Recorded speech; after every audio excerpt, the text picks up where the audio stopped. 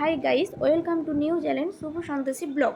আজকে নতুন ব্লগ আমি নিয়ে চলে এসেছি veg momo recipe. Veg momo বানানোর জন্য আমি এখানে নিয়েছি বিনস কুচি, গাজর কুচি, পেঁয়াজ কুচি, ধনেপাতা কুচি, কাঁচা লঙ্কা কুচি, গোলমরিচের গুঁড়ো, চাট মশলা, নুন। সবজিগুলো 20 মিনিটের জন্য ম্যারিনেট করে রেখে দিই। এখানে আগে থেকে আমি ময়দার ডোটা বানিয়েই রেখেছিলাম। ডোটা বানানোর জন্য অল্প একটু সাদা তেল আর পরিমাণ মতো নুন। ছোট ছোট করে সব লিচিগুলো কেটে নেব। কাটা হয়ে গেছে সব, তারপরে ওটাকে গোল গোল করে নেব। লিচিগুলো গোল হয়ে গেছে, এবার একটা একটা করে বেলে নেব। বেলে নেওয়ার পরে আগে থেকে তৈরি করে রাখা মোমোর যে পুরটা তৈরি হয়ে গেছে, একটা একটা করে এবার মোমোগুলো শেপ দিয়ে নেব। দেখুন শেপ দিতে কেমন লাগছে। দেখুন একটু একটু করে শেপ দিয়ে দিচ্ছি আস্তে আস্তে করে, যাতে বাইরে পুরটা বেরিয়ে না আসতে পারে। সেই জন্য একটু চিপে চিপে ভালো করে আটকে নেবেন সবাই।